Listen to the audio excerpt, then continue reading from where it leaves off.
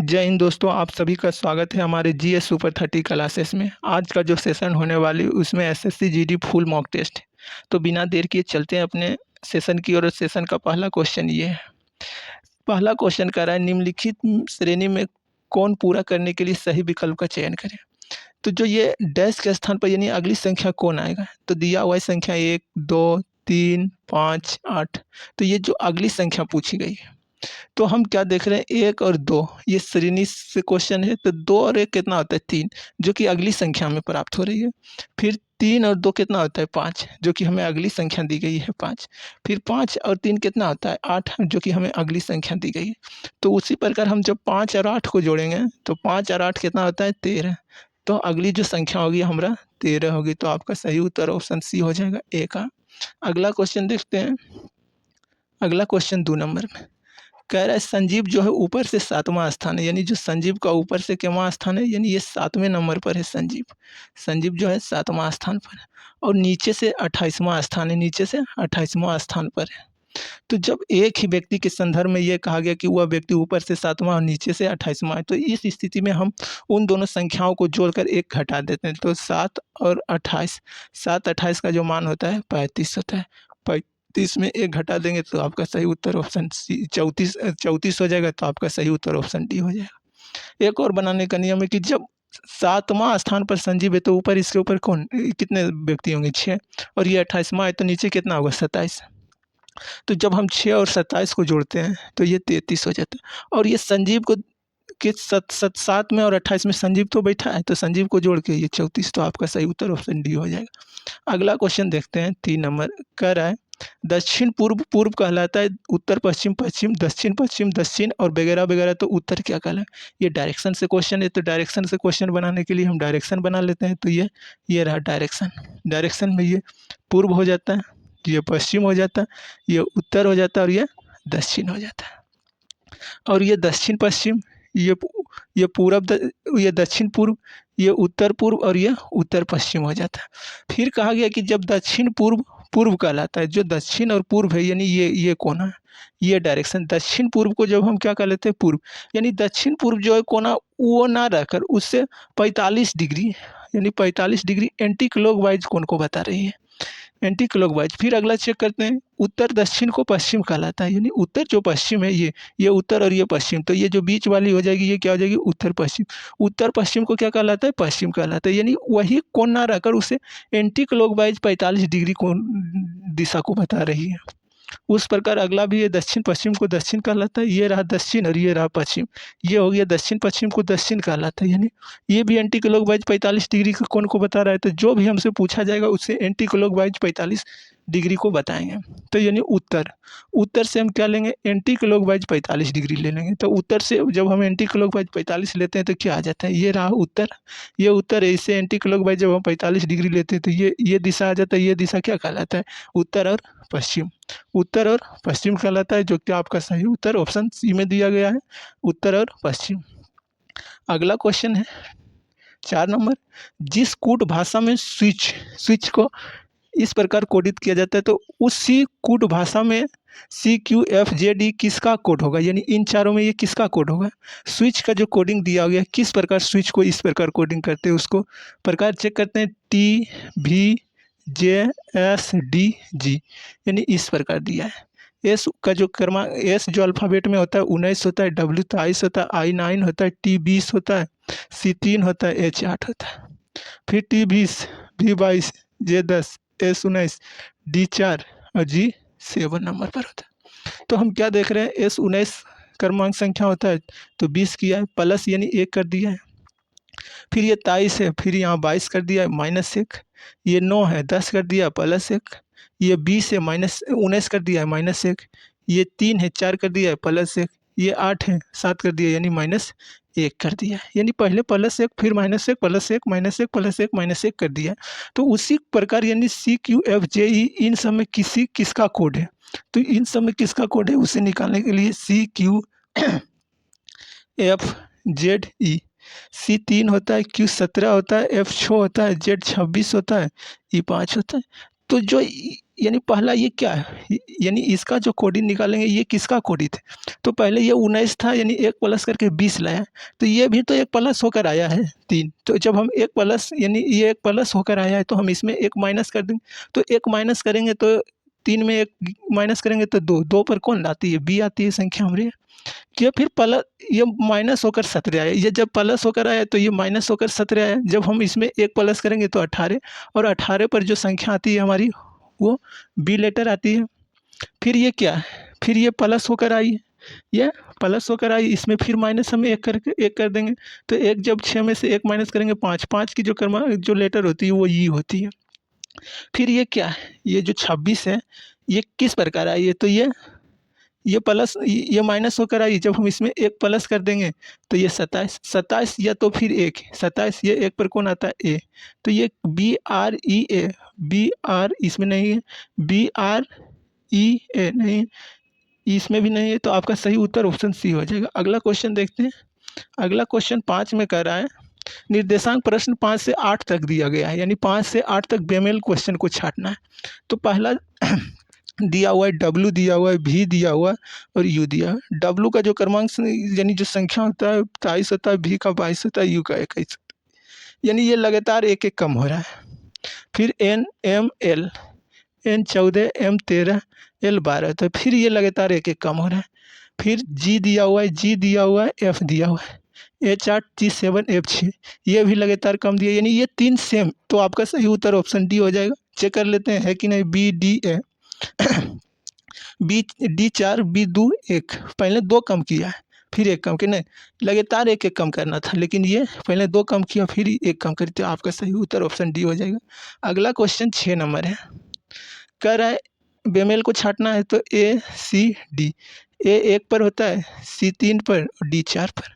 पहले यहाँ 2 बढ़ा रहा है, फिर 3 से 1 कर रहा है, 4 1 प्लस कर रहा है, पहले 2 प्लस किया फिर 1 प्लस किया। उसी प्रकार दूसरा ऑप्शन ई दिया हुआ है, जी दिया हुआ है, एच दिया हुआ है, ई 5, जी 7, एच 8, 5 से 7 कर दिया, पहले 2 फिर 7 से 8 फिर 1, यानी 2 और फिर 1, पहले 2 बढ़ाता है फिर 1, ठीक है। पहले यहाँ 2 बढ़ाया फिर 1, फिर एल है, एन है, ओ है, एल 12, एन 14, ओ 15, फिर यहाँ 2 बढ़ाया फिर यहाँ, तो आपका गलत, यानी इन तीनों तो सेम देख रहे हैं, पहले 2 बढ़ा फिर 1, लेकिन अगला डी देखते हैं, एस है, टी है, यू है, एस 19, टी 20, यू 21, बढ़ना तो पहले 2, लेकिन इसमें लगातार 1-1 बढ़ रहा है, तो ये गलत हो जाएगा। तो आपका सही उत्तर ऑप्शन डी हो जाएगा।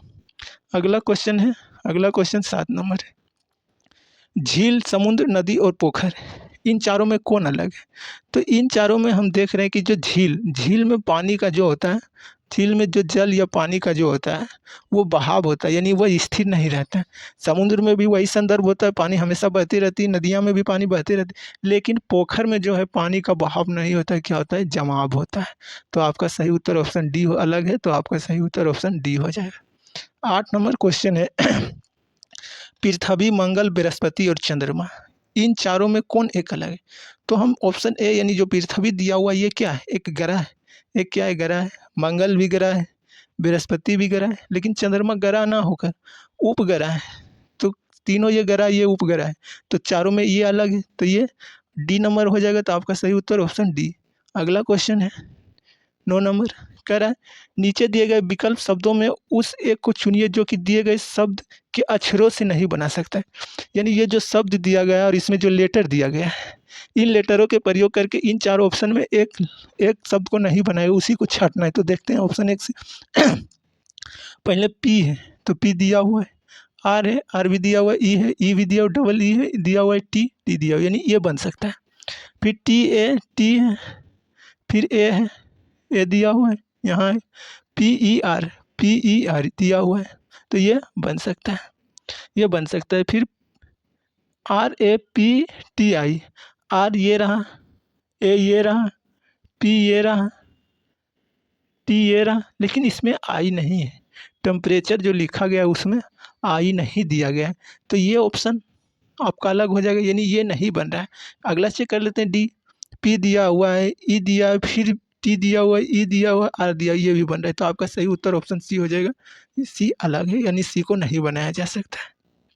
10वां क्वेश्चन है राकेश को 34 लिख दिया। किस प्रकार राकेश को 34 लिखा है?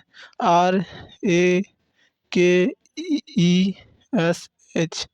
आर का जो क्रमांक संख्या होता है 18 होता है, ए का 1, के का 11, ई का 5, एस का 19, एच का 8। तो देखते हैं जोड़ के क्या 34 होता है। किस प्रकार 34 वो लिखा है? तो 18 और 1 19, 19 और 11 ये तीनों मिला के 30 बना रहा है। फिर ये 19 5 24 8 32, 24 8 32, यानी इन जब सब संख्याओं को जोड़ते हैं तो 62, और वहाँ लिखा कितना गया है? 34। तो किस प्रकार किया है? तो हम देख रहे हैं कि 6 का स्क्वायर इन दोनों अंकों में पहला अंक जो है 6 है, 6 का स्क्वायर कितना होता है? 36, यानी 6 का स्क्वायर कितना होता है? 36। और फिर इस 2 को घटा दिया, 2 को घटाने के बाद 34 आ जाता है। तो यानी ये जो है ये विधि से 34 लिख रहा है। तो उसी प्रकार हम रितेश को लिख लेते हैं। रितेश में आर का जो क्रमांक संख्या होता है 18 होता है, प्लस आई का 9 होता है, टी 20 होता है, ई 5 होता है, एस 19 होता है और एच 8 होता है। एच 8 होता है। जब हम इन सब को जोड़ते हैं 18 और 9 कितना होता है? 27, 18 9 27 और 20 47, 47 और 5 52, 52 हो गया। और ये 19 और 8 52 8 60 और ये 60 और 19 60 और 19 69 हो गया। तो क्या करेंगे? पहला हम इसको स्क्वायर कर देंगे, पहली संख्या यानी ये 69 आया। तो 69 में हम यहाँ 6 का पहली का स्क्वायर किया है, तो हम भी यहाँ का पहली का स्क्वायर 7 का स्क्वायर जब हम करेंगे तो 49 आएगा। और फिर इसमें 49 में दूसरी संख्या थी वो 9 यहाँ घटाया गया, तो हम भी घटा देंगे। तो 49 में जब 9 घटाएंगे तो 40 आता है। तो आपका सही उत्तर ऑप्शन ए हो जाएगा। अगला क्वेश्चन है 11 नंबर। कह रहा है एक दिन के 12 बज रहे तो घंटे की सुई व मिनट की सुई के मध्य कितने अंश का कोण बनेगा?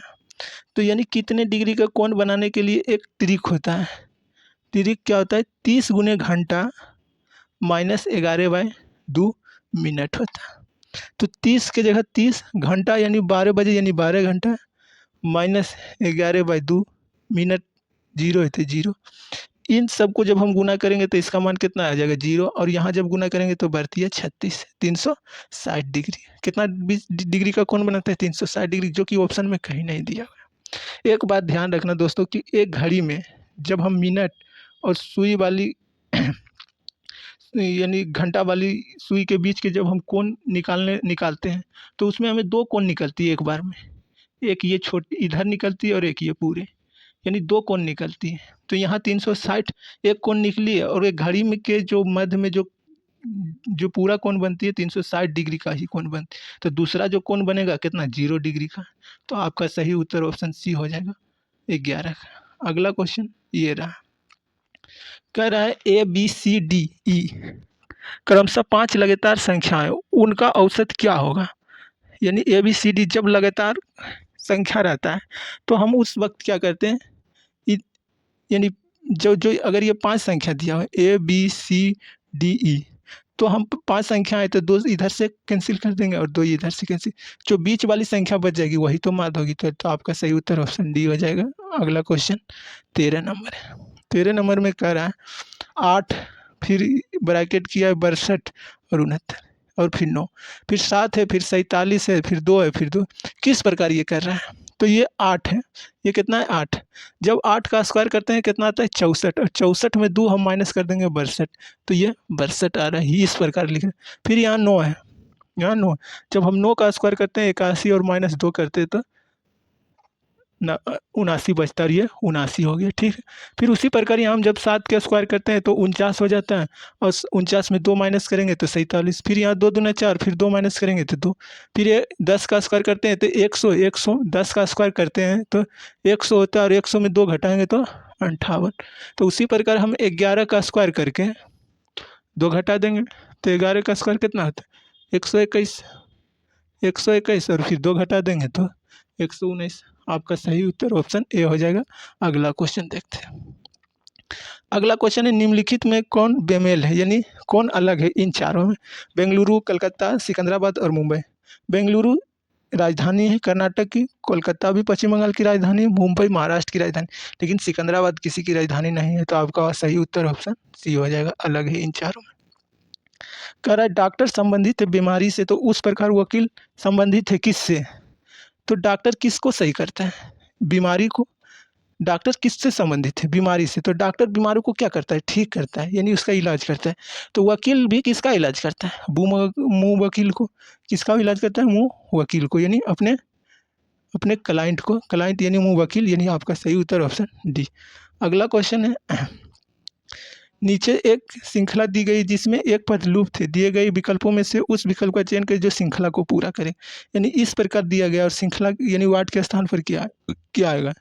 तो एन है, आर है, टी है, एम है, क्यू है, एस है, एल है, पी है, आर है, के है, ओ है, क्यू है। एन का जो क्रमांक संख्या होती है 14, आर को 18, T 20, M 13, Q 17, S 19, L 12, P 16, R 18, K 11, ओ 15 और क्यू 17। 14 से क्या कर दिया? 13, 13 से 12, 12 से 11 और 11 से हम 1 कम कर देंगे 10।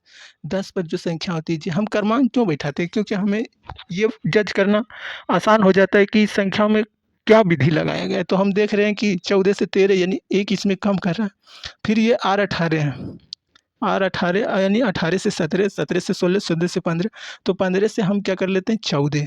14 का जो 14 में जो आती है वो एन आती है। फिर 20 से 19 है, 18, 17 अभी हम क्या लाएंगे? 16 लाएंगे। तो 16 पर पी होता है। जे एन पी किस में है? तो जे एन पी आपका सही पी ऑप्शन में दिया गया है, तो आपका सही उत्तर ऑप्शन बी हो जाएगा। अगला क्वेश्चन है 17 नंबर, कह रहा है एन दिए गए पासे को मोड़ने पर अक्षर एन के विपरीत कौन बनेगा? तो इस प्रकार में क्या होता है कि जो जो एक के जो बाद होता है वो एक दूसरे के विपरीत होता है। तो एच जो है, एच जो होता है वो आई का क्या होता है? विपरीत होता है। एच क्या होता है? आई का विपरीत। एक स्मरण करके देख लो दोस्तों क्या, कि जब हम इसको फोल्ड करेंगे यानी मोड़ेंगे तो क्या जरूरी है ना कि एच के बाद आई, एच का जो विपरीत होगा वो आई होगा, ई होगा, अवश्य होगा। और फिर जे का विपरीत जो होगा वो एन होगा, यानी जे का विपरीत कौन होगा? एन, या एन का विपरीत जी होगा, इस प्रकार। और ये पी आर का विपरीत हो जाएगा, पी आर का विपरीत या आर का विपरीत पी हो जाएगा, ये भी कह सकते हैं। तो एन का विपरीत जे या जे का विपरीत एन, तो आपका सही उत्तर कौन हो जाएगा? जे। आपका सही उत्तर ऑप्शन डी में दिया गया है जे, तो डी हो जाएगा। अगला क्वेश्चन 18 में, 18 में कह रहा है यानी वाट दिया हुआ है तो इसमें अगला ही पद ज्ञात करना है। तो अगला पद ज्ञात करने के लिए क्या करना पड़ेगा?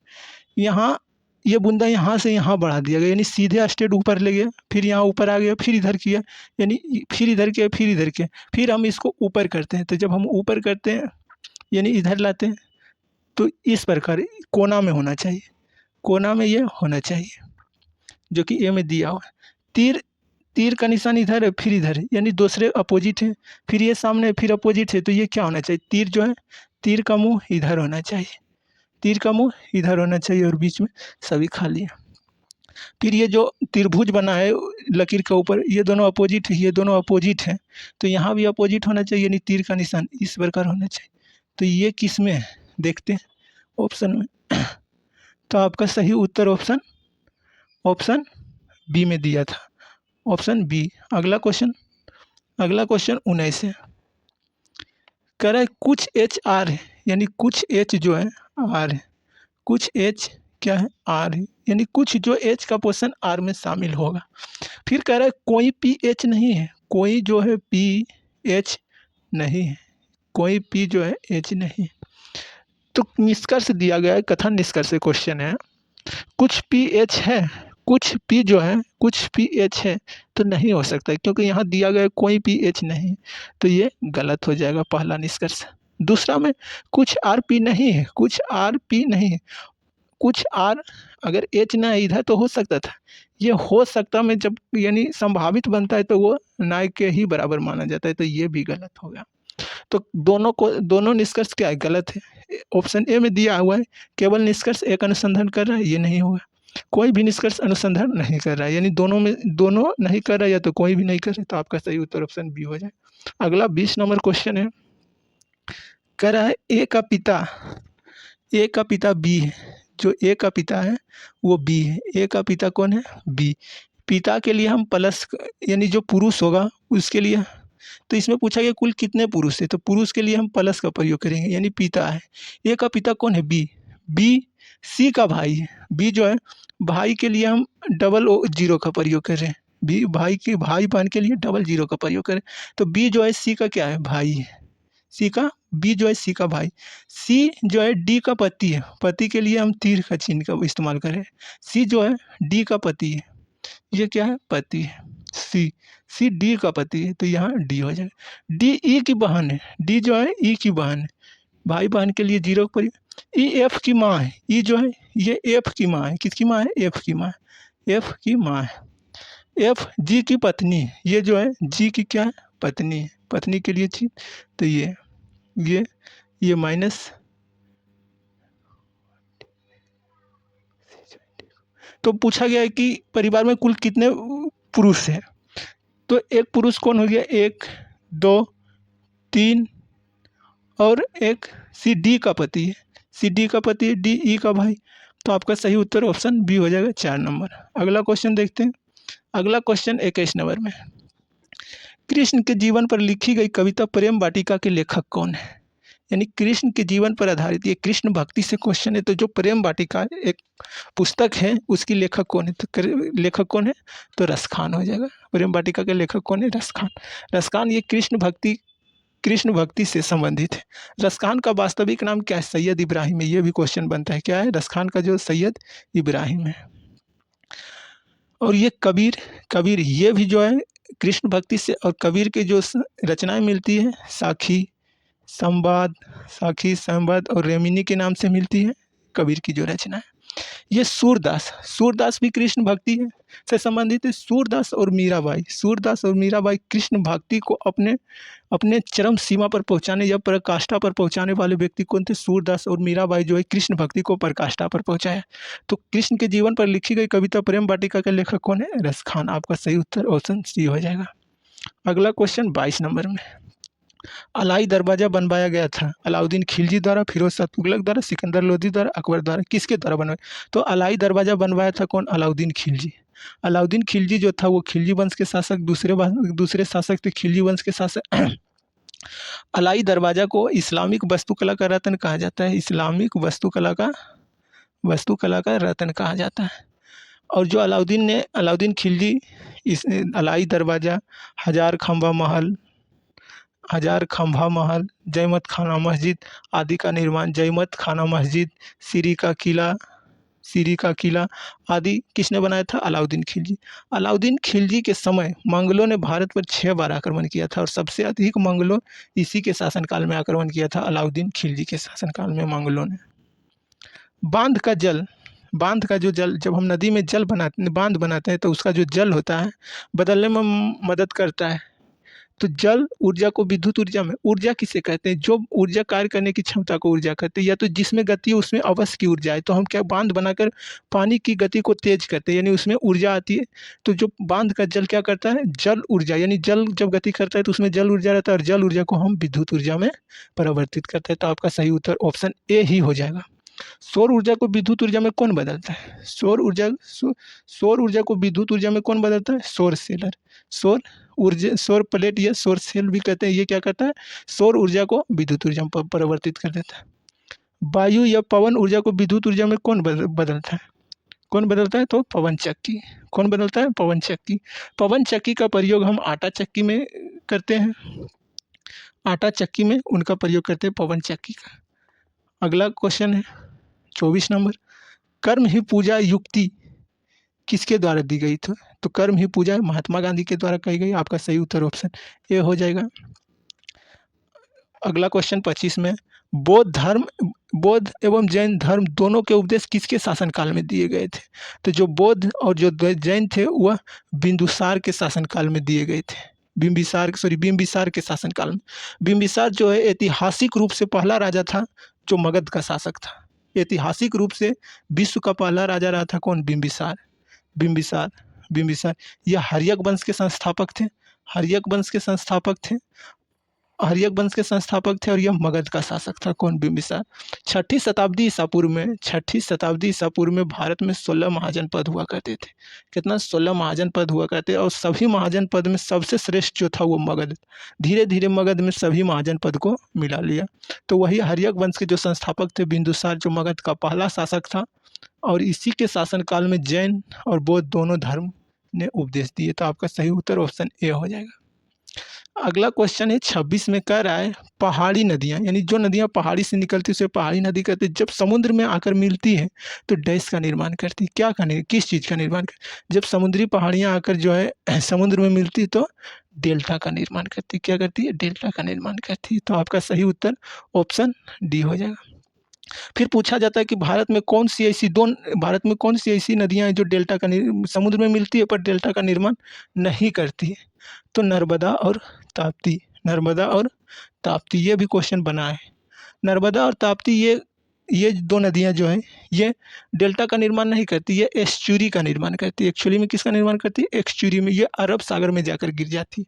अरब सागर में गिरने वाली नदियाँ हैं, ये डेल्टा का निर्माण नहीं कर एस्चुरी का निर्माण करती है। तो आपका सही उत्तर डेल्टा हो जाएगा। अगला क्वेश्चन है पूरे विश्व में संचार का सबसे तेज तथा सबसे सस्ता साधन कौन सा है पूरे संसार में?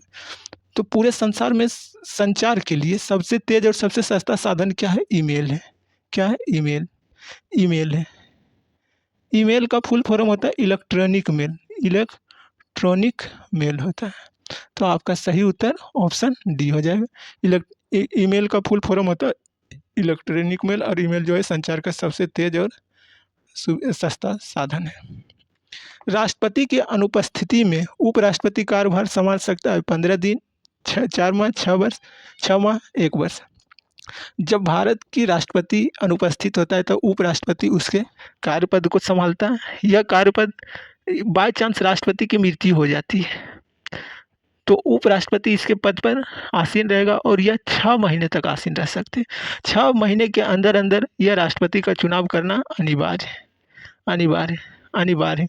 और जब तक ये उपराष्ट्रपति राष्ट्रपति का पद पर रहता है तो राष्ट्रपति का ही वेतन राष्ट्रपति के वेतन के हिसाब से ही उपराष्ट्रपति का वेतन दिया जाता है। अगर जब उपराष्ट्रपति और उपराष्ट्रपति दोनों अनुपस्थित हैं तो उस काल दौरान में भारत का जो है सर्वोच्च न्यायालय के जो चीफ जस्टिस ऑफ इंडिया होता है, यानी जो सर्वोच्च न्यायालय के मुख्य न्यायाधीश होता है, वो राष्ट्रपति के पद पर आसीन होता है और इसका जो वेतन होता है ये राष्ट्रपति के संदर्भ में दिया जाता है। तो आपका सही उत्तर ऑप्शन सी हो जाएगा, यानी राष्ट्रपति की अनुपस्थिति में उपराष्ट्रपति कार्यभार संभाल सकते हैं। अगला 29 नंबर क्वेश्चन है लाल पांडा पाया जाता है कहाँ? लाल पांडा एक जनजाति है और ये सिक्किम में पाए जाने वाला जनजाति है। तो आपका सही उत्तर ऑप्शन सी हो जाएगा। संविधान में संशोधन नहीं किया जा सकता है। संविधान में संशोधन नहीं किया जा सकता, यानी संविधान जो संशोधन की प्रक्रिया है ये कहाँ से लाया गया ये भी पूछा जाता है। यानी संविधान संशोधन की प्रक्रिया किस संविधान से लिया गया है? तो किस देश के संविधान से लिया गया है? तो ये दक्षिण अफ्रीका के संविधान से लिया गया है। संविधान संशोधन की प्रक्रिया दक्षिण अफ्रीका के संविधान संशोधन से लिया गया है। और ये भारत के जो संविधान में भाग 20 के अंतर्गत रखा गया। भाग 20 के अंतर्गत अनुच्छेद 368 के अंतर्गत रखा गया। अनुच्छेद 368 के अंतर्गत रखा गया है, यानी संविधान संशोधन की प्रक्रिया को। तो संविधान जो संशोधन है वह लोकसभा व राज्यसभा के साधारण बहुमत से क्या किया जा सकता है? यस, किया जा सकता है। संसद सदस्यों के 2/3 बहुमत से, यस। राज्यसभा सदस्य, यानी जो संविधान संशोधन की प्रक्रिया जनमत संग्रह से नहीं किया जा सकता है। तो आपका सही उत्तर ऑप्शन डी हो जाएगा। संविधान संशोधन की जो प्रक्रिया है यह दक्षिण अफ्रीका से लिया गया और भारत के जो संविधान में भाग 20 में अनुच्छेद 368 के तहत हम संविधान में संशोधन करते हैं। तो आपका सही उत्तर ऑप्शन डी हो जाएगा। अगला क्वेश्चन है 31 में कह रहा है भारत के अनुसार निम्न में से किसको अल्पसंख्यक, भारत सरकार के अनुसार निम्नलिखित में किस अल्पसंख्यक समुदाय को दर्जा नहीं दिया गया? तो अल्पसंख्यक तो इसमें सभी है, लेकिन सबसे अधिक कौन है? पारसी धर्म को अल्पसंख्यक के रूप में दर्जा नहीं दिया गया। पारसी जो संप्रदाय के जो संस्थापक थे या प्रवर्तक थे वो कौन थे? ज़रथुष्ट्र थे। कौन थे? ज़रथुष्ट्र थे। और इसका जो पवित्र ग्रंथ है जावेद अवस्था है। क्या है? जावेद अवस्था है, यानी पारसी धर्म के जो पवित्र पुस्तक है जावेद अवस्था। इसके जो है नव वर्ष का जो त्यौहार होता है उसे नौरोज कहते हैं। क्या कहते हैं? नौरोज कहते हैं। नौरोज जो त्यौहार है ये पारसी धर्म का त्यौहार है, नव वर्ष का त्यौहार है। और इसकी जो पवित्र पुस्तक है जावेद अवस्था, और पारसी धर्म के जो संस्थापक या प्रवर्तक थे ज़रथुष्ट्र। एक नौरोज होता है और एक नवरोज होता है। ये नवरोज जो है ये इस्लामिक से संबंधित है और नौरोज ये पारसी समुदाय से संबंधित है, तो भारत सरकार के अनुसार निम्नलिखित में किसी अल्पसंख्यक समुदाय का दर्जा नहीं दिया गया है, तो पारसी समुदाय का। तो आपका सही उत्तर ऑप्शन सी हो जाएगा। अगला 32 नंबर क्वेश्चन है, भारतीय संविधान के अनुसार केंद्र शासित प्रदेश में कितने लोकसभा सीट होने चाहिए? भारत के जो संसद है, भारत के संसद के दो भाग होते हैं, एक लोकसभा होते हैं और एक राज्यसभा होते हैं। तो वही कहा गया है कि जो लोकसभा में होता है, भारत में केंद्र शासित प्रदेश कितने हैं? अभी वर्तमान में 8 केंद्र शासित प्रदेश है। 8 केंद्र शासित प्रदेश में जो लोकसभा की अधिकतम सीटें रखी गई है 20 रखी गई है। लोकसभा की अधिकतम सीटें कितना रखी गई? 20 सीटें रखी गई। 20 सीटें में सबसे जो अधिक सीटें हैं वह दिल्ली केंद्र शासित प्रदेश के पास है। 7 सीटें हैं दिल्ली केंद्र शासित प्रदेश के पास। बाकी सभी के पास एक-एक है। बाकी सभी के पास एक-एक सीट ही है। तो जो है केंद्र शासित प्रदेश में लोकसभा सीटें की संख्या कितनी रखी गई है? अधिकतम 20 सीटें। सबसे अधिक केंद्र शासित प्रदेश जिसके पास लोकसभा की सीट अधिक है तो वो दिल्ली है। कितने हैं? 7। तो आपका सही उत्तर ऑप्शन बी हो जाएगा 20। प्रसिद्ध बौद्ध विद्वान अश्वघोष किसके समकालीन थे? अश्वघोष जो ये थे, ये पाटलिपुत्रा के रहने वाले थे। अश्वघोष जो है ये पाटलिपुत्रा के रहने वाले थे। पाटलिपुत्रा से इसे कनिष्क ने उठाकर अपने यहाँ लेके गए थे। और चतुर्थ बौद्ध संगीति जब हुई थी तो उस समय चतुर्थ बौद्ध संगीति में जो अध्यक्ष बनाए गए थे वो वसुमित्र को बनाए गए थे। चतुर्थ बौद्ध संगीति में अध्यक्ष वसुमित्र को बनाए गए थे और उपाध्यक्ष अश्वघोष को बनाए गए थे। अश्वघोष को बनाए गए थे। अश्वघोष को बनाए गए थे। तो ये किसने इसे उठाकर ले गए थे? तो कनिष्क के समकालीन थे। कौन? अश्वघोष। तो आपका सही उत्तर ऑप्शन ए हो जाएगा। अगला क्वेश्चन कह रहा है निम्नलिखित में किसके शासनकाल में विजयनगर साम्राज्य अस्तित्व में आया? ये ऑप्शन यहाँ दिया हुआ है, गयासुद्दीन तुगलक, मोहम्मद बिन तुगलक, फिरोज शाह तुगलक या खिज़िर खां। तो विजयनगर साम्राज्य जो है, विजयनगर साम्राज्य की स्थापना 1336 में किया गया था। 1336 ईस्वी में किसने किया था? हरिहर एवं बुक्का नामक दो भाइयों ने।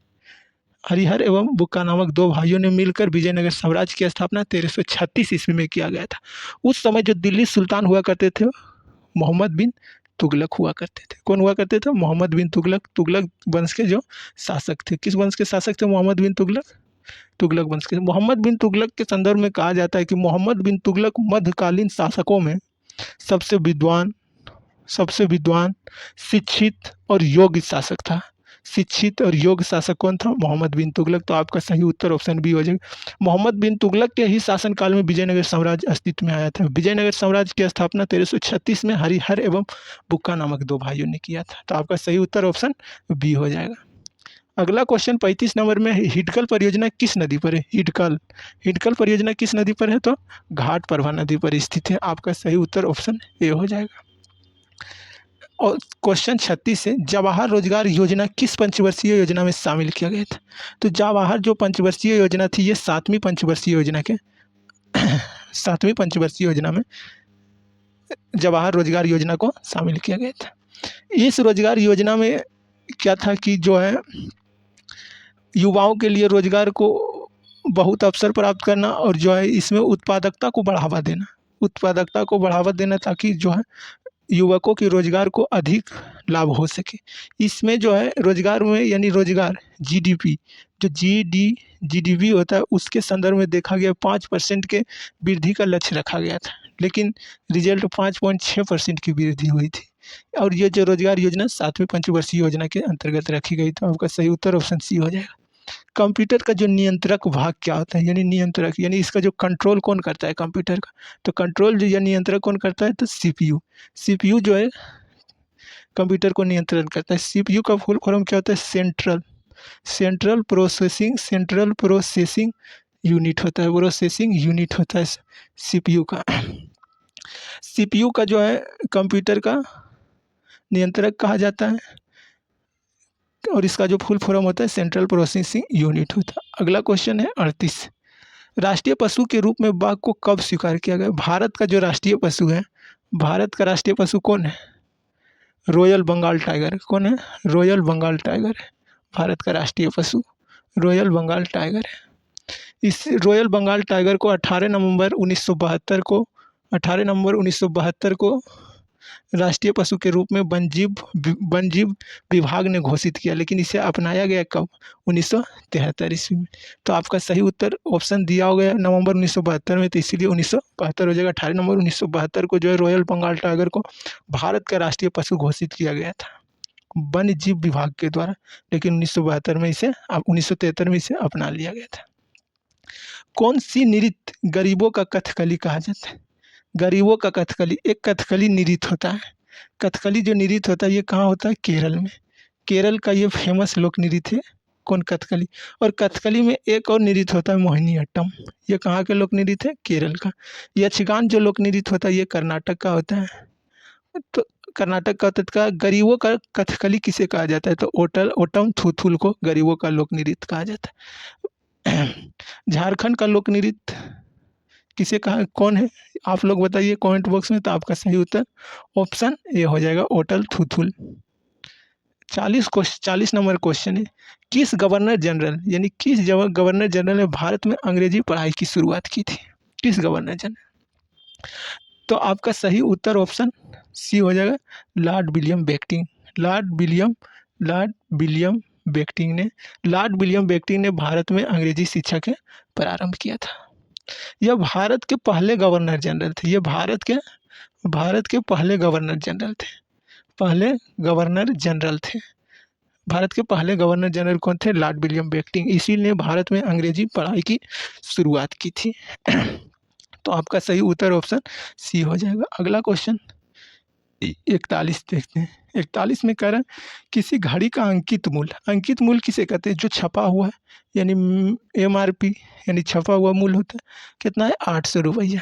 एक दुकानदार उस घड़ी पर 2 क्रमिक बट्टा देकर 612 रुपये में बेचता है। यदि पहला बट्टा 10% का है तो दूसरा बट्टा हमें ज्ञात करना है। जब उस पर छपा कितना मूल्य है? बट्टा हमेशा छपा हुआ मूल्य पर दिया जाता है यानी अंकित मूल्य पर। तो जब 800 पर छपा हुआ मूल्य कितना? 800। पहला बट्टा इस पर लगा है 10% का, तो 10% 800 का कितना हो जाता है? 80 रुपया। तो 80 रुपये का छूट पाकर कितना में बिका हुआ वो? 720 रुपया में। फिर कहा है कि उसे 720 में नहीं बेचा गया, 612 में बेचा गया। एक दूसरा बट्टा भी दिया हुआ है, तो यहाँ कितना का छूट देने के बाद जो है वो वस्तु 720 छपा हुआ था लेकिन बिका 612 में। तो यहाँ कितना का छूट मिला है? तो छूट निकालने के लिए पहले हम इसका अंतर देखते हैं कितना है। 0 में 2 नहीं घटेगा तो इससे 1 हासिल करेगा, तो ये हो जाएगा 10। 10 में 2 गया 8, ये बच गया 1, 1 में 1 शून्य, 7 में से 1 गया 6, 7 में से 6 गया तो 1, यानी 108 रुपये का छूट हमें मिल रहा है उसके यानी 720 पर 108 में छूट मिलने के बाद 712 में हमें उस वस्तु प्राप्त हो जाएगा। तो 108 रुपये की छूट हमें कितना मिल रहा है? 720 रुपये में। परसेंटेज बनाने के लिए 100 से गुना 12 से काट लेते हैं। बरछक 72 और बरनाम 8 से। फिर यहाँ 0 से 0 कैंसिल, 0 से 0 कैंसिल, और 2 से 3 बार में, 2 से यहाँ 5 बार, 3 से फिर ये 3 तिया 9 यानी 5 तिया 15। हमें जो दूसरा बट्टा मिला है 15%, 15% बट्टा यानी जो दूसरा बट्टा में है 15%। तो आपका सही उत्तर ऑप्शन सी हो जाएगा। अगला क्वेश्चन है 42 नंबर, कह रहा है किसी वस्तु को 12.5% की हानि के स्थान पर 12.5% के लाभ पर बेचने से एक व्यक्ति को 13 रुपये अधिक प्राप्त होता है। मान लेते हैं किसी वस्तु का मूल्य कितना रहा होगा? 100 रुपया रहा होगा। जब हम इसे 12.5% की हानि पर बेच रहे हैं तो 100 का 12.5% 12.5 ही होता है, और जब हम 100 में 12.5% घटाएंगे तो कितना होगा? 87.5 रुपये में। हम किसी वस्तु को 100 में खरीदे और 12.5% की हानि पर हम कितना में बेच रहे थे? 87.5 रुपये में बेच रहे थे। फिर कह रहा है जहाँ हमें इतना यानी 12.5% की हानि पर उस वस्तु के स्थान पर हम जब 12.5% के लाभ पर बेचते थे तो कितना बेचेंगे? 112.5% रुपये में बेच रहे थे, तो हमें 13 रुपये अधिक मिले। जब हम हानि के छोड़ के जब हम लाभ पर बेचते हैं तो 13 रुपया हमें अधिक हानि पर मिलता है। तो निश्चित राशि दिया हुआ है 13, और यहाँ का संदर्भ में देखा जाए तो उसका अंतर कितना? इन दोनों के यानी इन दोनों का अंतर हमें हानि लाभ में कन्वर्ट कर देता है। तो इन दोनों 87.5 और 12.5 का अंतर कितना होता है? 112 का अंतर 25 का अंतर होता है। पूछ रहा है उस वस्तु का क्रय मूल्य निकालना है, तो क्रय मूल्य 100 माने थे तो 100 से गुना 25 से काटेंगे 4 और 25 13 चौका 52, तो उस वस्तु का जो क्रय मूल्य रहा होगा 52 रुपये। तो आपका सही उत्तर ऑप्शन सी हो जाएगा।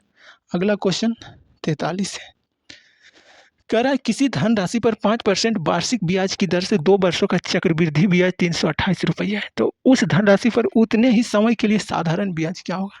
जब एक ही प्रश्न में साधारण ब्याज और चक्रवृद्धि ब्याज दोनों दिया गया है तो उस वक्त हम परसेंटेज और रेट को देखते हैं।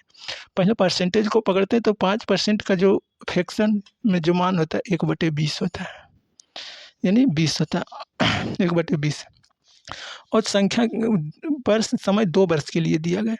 तो हम जो है उस धनराशि को हम जब धनराशि मानते हैं तो जब वर्ष जो है 2 वर्ष दिया हुआ है तो हम जो है धनराशि मानेंगे, यानी जो फ्रैक्शन का हर का स्क्वायर मान लेते हैं। तो माना कि वह धनराशि कितना रहा होगा, 400 रुपया वह धनराशि है। वह जो है धनराशि 400 रुपया उधार लिया है।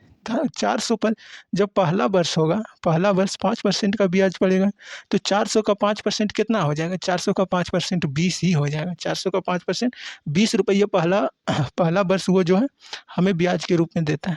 दूसरा वर्ष भी 20 रुपये देगा तो ये 40 रुपये क्या हो गया? 40 रुपये हमें SI हो गया। लेकिन जैसे ही दूसरा वर्ष शुरुआत हुआ तो दूसरा वर्ष चक्रवृद्धि ब्याज क्या होता है? ब्याजों पर ब्याज। तो पहला वर्ष हमें 420 रुपये प्राप्त हुआ। अब 420 का जो है 5% हमें ब्याज लगेगा तो यहाँ हमें 20 का 5% निकालेंगे तो 1 का और ब्याज लगेगा हमें, तो 21। अब जब हम ये टोटल ये हो गया SI और ये टोटल हो गया CI कितना है टोटल हमें? 41 रुपये। लेकिन CI हमें निश्चित राशि के रूप में दिया हुआ 328 और हमारे हिसाब से कितना निकला? 41। और निकालना किसे? साधारण ब्याज पूछा गया है तो साधारण ब्याज कितना निकला? 40। तो 41 से काटेंगे 8 बार में और 8 से जब हम 40 को गुना करेंगे तो 8 से 32। तो आपका सही उत्तर ऑप्शन A हो जाएगा। अगला क्वेश्चन देखते हैं। अगला क्वेश्चन है 44। 44 में कहा गया है x/y बराबर दिया हुआ है 3/4, यानी x का मान 3 दिया हुआ है, y का मान 4। पूछा गया है 6/7 प्लस y माइनस x बटे y प्लस x दिया हुआ है। तो यानी 6/7 प्लस y का मान 4 है तो 4 और x का मान 3 है तो 4 में घटा है तो जब 4 में 3 घटाएंगे तो 1 और यहाँ जोड़े 4 और 3 7। जब हर समान है तो अंश को जो को तो जोड़ लेते हैं, तो हर समान है तो 7 के 7 और हर को अंश को ये, तो 7 से 7 कैंसिल। तो आपका सही उत्तर ऑप्शन A हो जाएगा। अगला क्वेश्चन देखते हैं। अगला 45 नंबर है। कह रहा है किसी परीक्षा में एक परीक्षार्थी को किसी संख्या का 5/14 ज्ञात करना पूछा गया था। कितना? 5/14 ज्ञात करना पूछा गया था, लेकिन वह गलती से 5/4 ज्ञात कर दिया। तो उसका इस प्रकार उसका सही उत्तर से 25 अधिक ले लाया है। करना था हमें उस संख्या का 5/14 ज्ञात, लेकिन वह ज्ञात कर दिया कितना? 4/5। इस प्रकार जो संख्या आने वाली थी उससे 25 अधिक आ गया है। तो वह क्या संख्या है? तो जब हम जो वह संख्या क्या थी तो उस संख्या को मानने के लिए हम जो इन दोनों के हरों का एलसीएम मान लेते हैं। इन दोनों हरों का एलसीएम, तो एलसीएम 14 और 4 का एलसीएम कितना होगा? 28। मान लेते हैं वह संख्या कितना रहा होगा? 28। 28 को हमें 5/14 ज्ञात करना था, लेकिन हम 28 को 5/4 ज्ञात कर दिए। 5/4 ज्ञात करते तो इस प्रकार जो संख्या आती है हमें कितना आती आना था? 14 दूना 28 यानी 5 दूना 10। यहाँ 7 चौक 28 और जब हम 5 से गुना करेंगे 35। आना था हमें 10, लेकिन आ गया कितना? 35। कितना अधिक आ गया? 25 अधिक आ गया। और क्वेश्चन में भी बोला है 25 अधिक आ गया है, तो वह संख्या क्या है? जो संख्या हम माने हैं कितना? 14 और 4 का एलसीएम यानी 28, तो वह संख्या क्या हो जाएगा? 28। तो आपका सही उत्तर ऑप्शन A हो जाएगा। अगला क्वेश्चन 46 में है। कह रहा है यदि किसी गोले का आयतन और पृष्ठीय क्षेत्रफल संख्यात्मक रूप से समान है, तो एक गोला का आयतन जो होता है 4/3 πr³ होता है और जो गोला का पृष्ठीय क्षेत्रफल होता है 4πr² होता है। 4πr² होता है। तो ये 4π से 4π ये कैंसिल हो जाएगा। r² जो है ये क्यूब को ख़त्म कर देगा तो r बराबर क्या हो जाएगा? 3। तो पूछा गया तो उसका अर्धव्यास क्या होगा? तो अर्धव्यास जो होता है वो त्रिज्या ही कहलाता है, यानी व्यास का आधा क्या कहलाता है? त्रिज्या। तो त्रिज्या कितना आ गया? 3। तो 3 इकाई। आपका सही उत्तर ऑप्शन C हो जाएगा। अगला क्वेश्चन है किसी संख्या को 119 से भाग देने पर शेषफल 19 प्राप्त होता है। जब हम एक संख्या को 119 से भाग देते हैं तो कितना प्राप्त होता है? 19। यदि इस संख्या को 17 से भाग दिया जाए तो क्षेत्रफल क्या होगा? तो इस परिस्थिति में हम शेषफल को ही भाग दे देते हैं।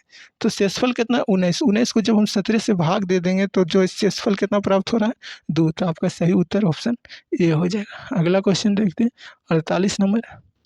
कह रहा है ए बी मिलकर किसी काम को 18 दिन में करता है। एक काम पर ए और बी को लगाते हैं, उन दोनों मिलकर उस काम को 18 दिन में समाप्त कर देता है। तथा बी और सी मिलकर 24 दिन में समाप्त करते हैं। जब हम बी और सी को उस काम पर लगाते हैं तो कितना 24 दिन में समाप्त कर देते हैं। जब ए और सी मिलकर उस काम को लगाते हैं तो 36 दिन में समाप्त कर देता है। तो बोला तीनों मिलकर उस कार्य को कितना दिन में समाप्त कर देगा। तो तीनों का हमें कार्य क्षमता मालूम रहेगा तो हम तीनों का मिलकर कितना दिन में समाप्त करेगा तो निकाल लेंगे। कार्य मालूम होना चाहिए। तो कार्य मालूम करने के लिए हम क्या करेंगे, इन तीनों का एलसीएम करेंगे ताकि कट जाए, इसलिए हम जो है एलसीएम करते हैं। तो 18, 24 और 36 का एलसीएम 72 है। मान लेते हैं कि 72 काम है हमारे पास। जब हम ए और बी को काम पर लगाते हैं तो 78 काम कर देता है। 18 दिन में काम करता है 72 काम को। तो एक दिन में कितना काम करेगा, 4 काम। 18 चौक 72 होता है, यानी ए और बी का जो है कार्य क्षमता है 4 है। बी और सी 24 दिन में इसका 72 काम को करता है, तो एक दिन में काम कितना करता होगा, 3। ए और सी मिलकर 36 दिन में कार्य करता है, 72 कार्य को 36 दिन में, तो एक दिन में कितना कार्य करता है, 2। ये जो कार्य क्षमता है किसका है, ए बी का, बी सी का और ए सी का। यहाँ हम देख रहे हैं ए 2 बार है, बी 2 बार है, सी 2 बार है। तो इस प्रकार हम क्या करते हैं, 2 कोमा ले लेते हैं, फिर ए प्लस बी प्लस सी। सी के जो कार्य क्षमता है ये टोटल है 4, 3, 7 और 2, 9। फिर देखा जाए ए प्लस बी प्लस सी बराबर 9/2, यानी इन तीनों का जो कार्य क्षमता है कितना है, 4.5। 4.5 काम एक दिन में तीनों मिल के करता है।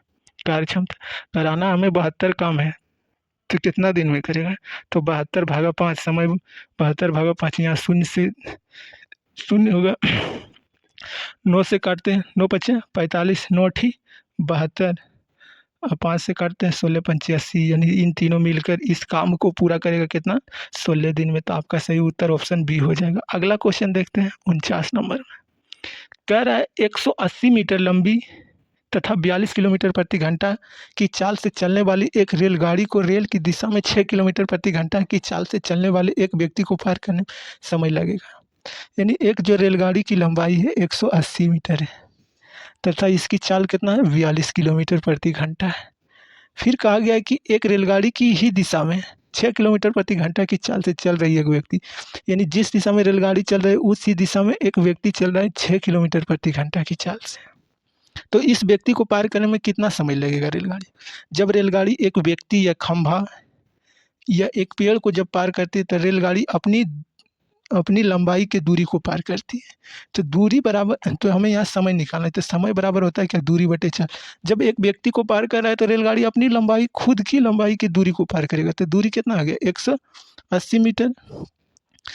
और चाल निकालना है तो समान दिशा का सापेक्ष चाल है। समान दिशा का सापेक्ष चाल में जो है चाल क्या होती है, घट जाती है, यानी दोनों एक ही डायरेक्शन में।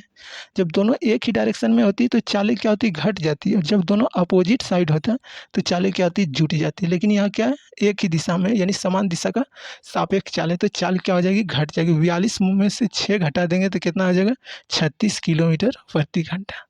यहाँ 180 बटे 36 किलो, ये मीटर में है, ये किलोमीटर प्रति घंटा में। मीटर पर सेकंड में बदलने के लिए 5/18 से गुना करते हैं। 18 दूना 36 और 5 दूना 10 से ये शून्य कैंसिल, यानी कितना, 18 सेकंड आपका समय लगेगा उस व्यक्ति को पार करने में। तो आपका सही उत्तर ऑप्शन ए हो जाएगा।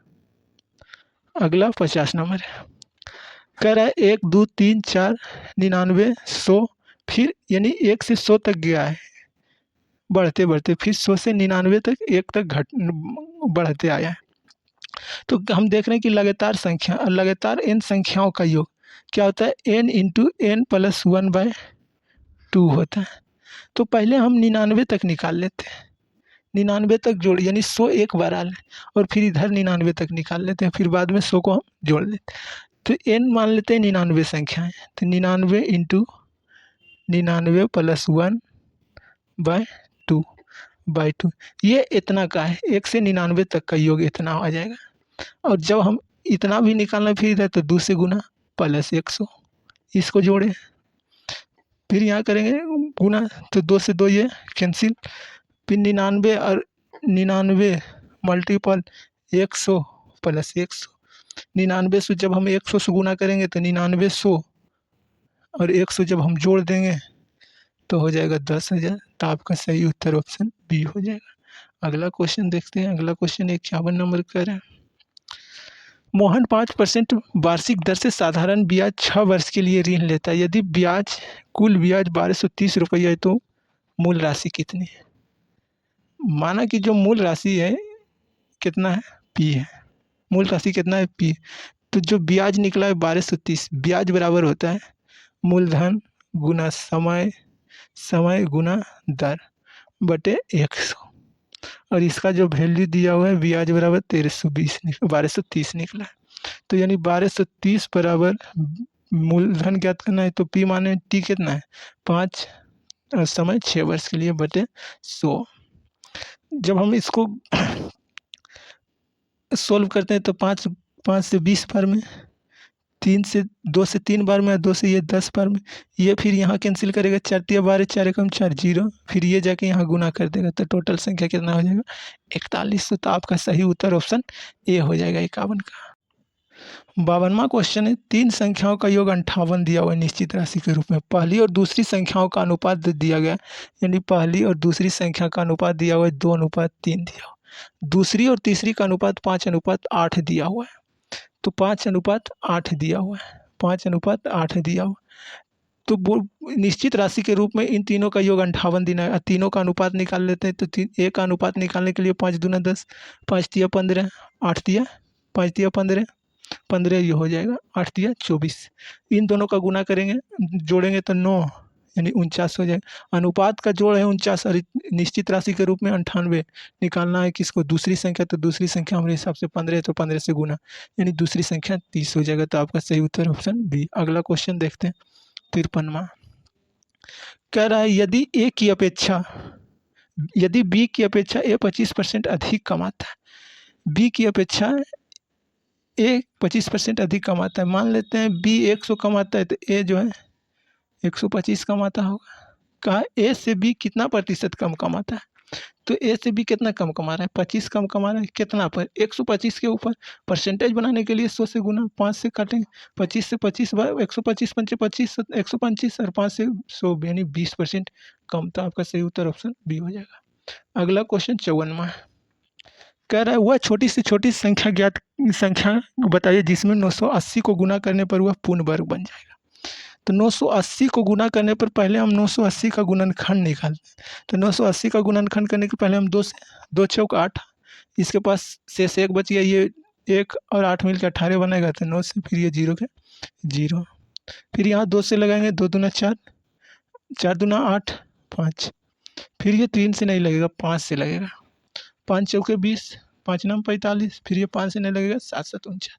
तो पूर्ण वर्ग बनाने के लिए क्या होना चाहिए, स्क्वायर के रूप में होना चाहिए, यानी जोड़ा के रूप में होना चाहिए। तो यहाँ 2 का जोड़ा है, 5 का 7 का जोड़ा है, लेकिन 5 का जोड़ा नहीं। अगर 5 एक और रहता तो ये पूर्ण वर्ग बन जाता है, यानी 5 एक और होना चाहिए। आपका सही उत्तर ऑप्शन बी।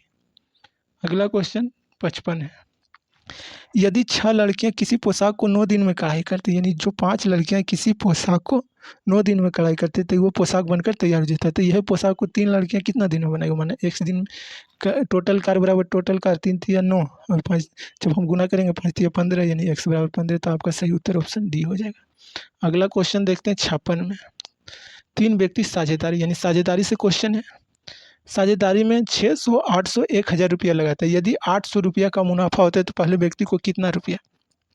जो मुनाफा बढ़ता है वह समय के हिसाब से बढ़ता है और पूंजी के हिसाब से बढ़ता है। जिसकी जितनी पूंजी उसको उतनी प्रॉफिट मिलेगी। तो यहाँ तीनों व्यक्तियों में 600 800 1000 लगाता है, 1000 लगाता है। तो यहाँ 2 शून्य से 2 शून्य कैंसिल, यहाँ 3 4 5 यानी 3:4:5 के अनुपात में मुनाफा बटेगा। हमें मुनाफा के रूप में निश्चित राशि दिया गया है 480 योग के रूप में, और हम जब इन तीनों का योग निकालते हैं तो 12 हो जाता है और ये 12 चौक 48 हो जाता है, यानी 1 अनुपात के मान 40 होगा। तो पहली जो व्यक्ति को पूछा गया इसके पास 3 अनुपात है, तो 3 गुना जब हम 40 करेंगे तो 4 तिया 12। तो आपका सही उत्तर ऑप्शन सी हो जाएगा। अगला क्वेश्चन 57 देखते हैं। 57 में कहा गया है यानी 4.35 गुने 4.35, तो हम इसको कितना लिख सकते हैं 4.359 का होल स्क्वायर लिख सकते हैं।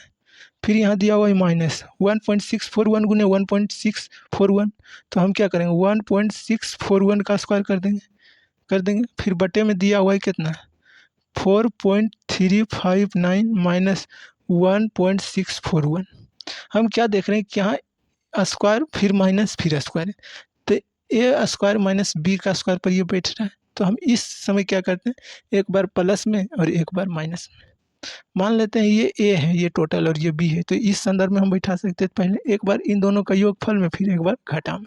तो करते हैं, यानी 4.359 प्लस 1.641 ये गुना में रहेगा।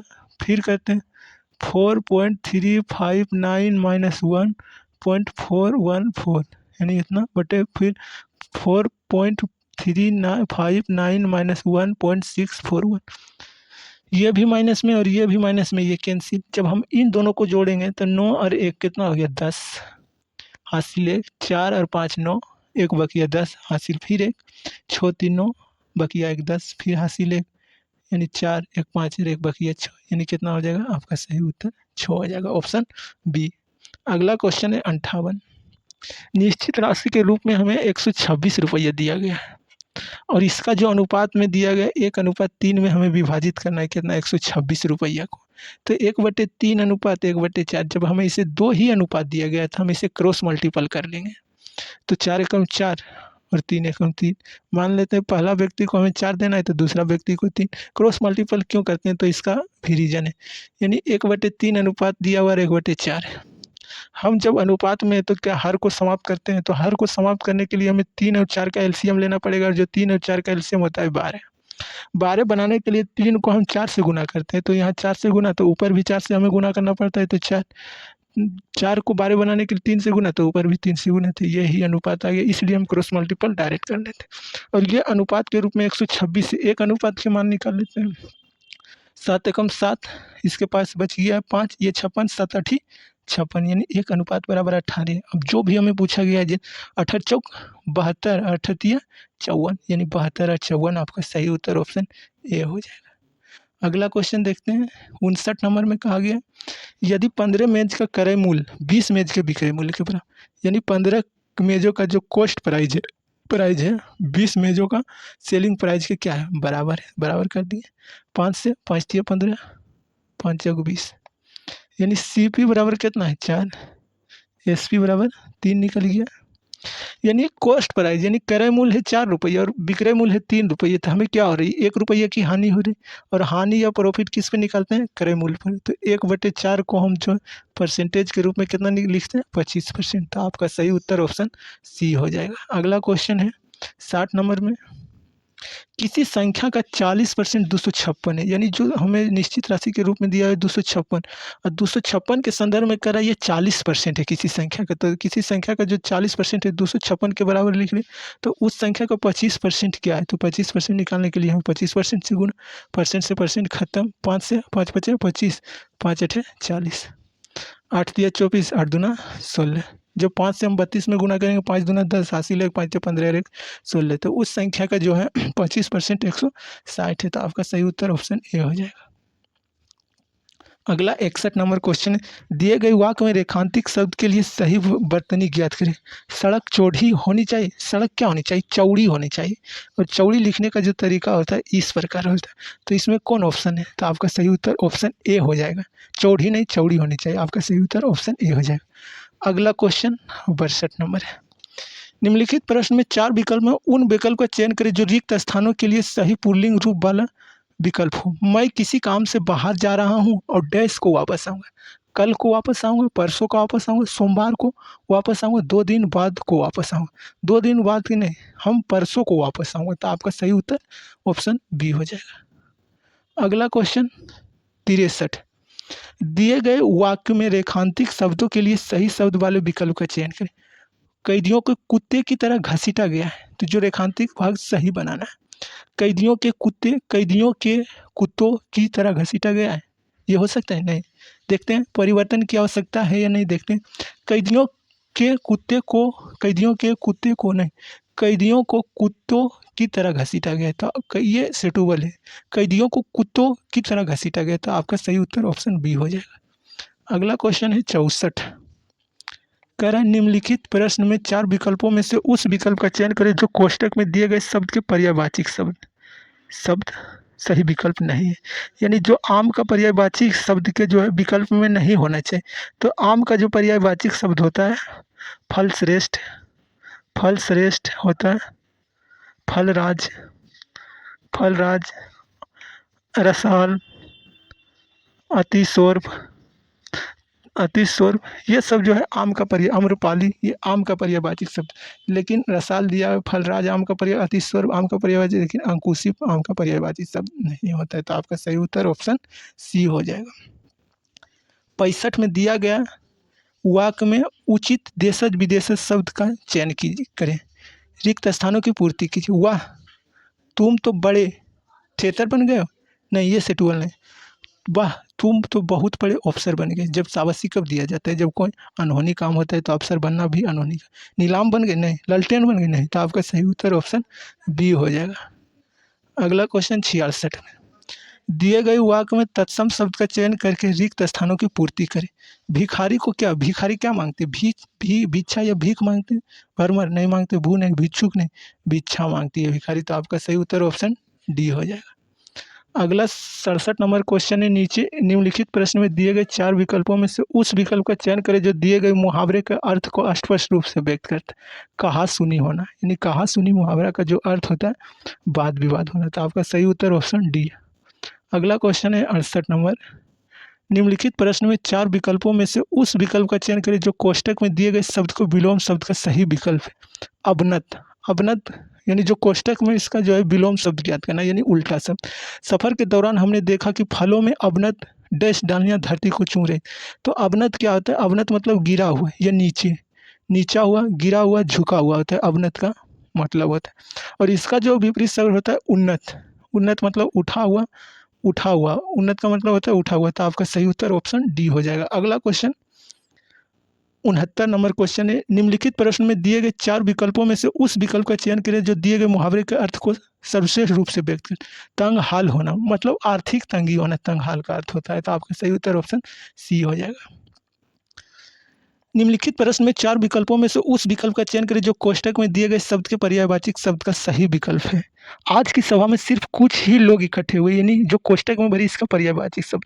इकट्ठा का जो पर्यायवाची शब्द होता है एकत्रित, संग्रहित, ये सब संग्रहित, संगठित, जमाव, ये सब किसका पर्यायवाची शब्द होता है? जमाव। ये सब जो है सामवेद इकट्ठा का पर्यायवाची शब्द होता है। तो इकट्ठा का जो पर्याय अनादर, आदर का जो विलोम होता है अनादर, और ये इकट्ठा से लेन देन नहीं है। तो आपका सही उत्तर ऑप्शन सी हो जाएगा सामवेद। अगला क्वेश्चन 71 नंबर का है। निम्नलिखित प्रश्न में 4 विकल्प में से उस विकल्प का चयन करें जो रिक्त स्थानों के भाववाचक संज्ञा वाले विकल्प है।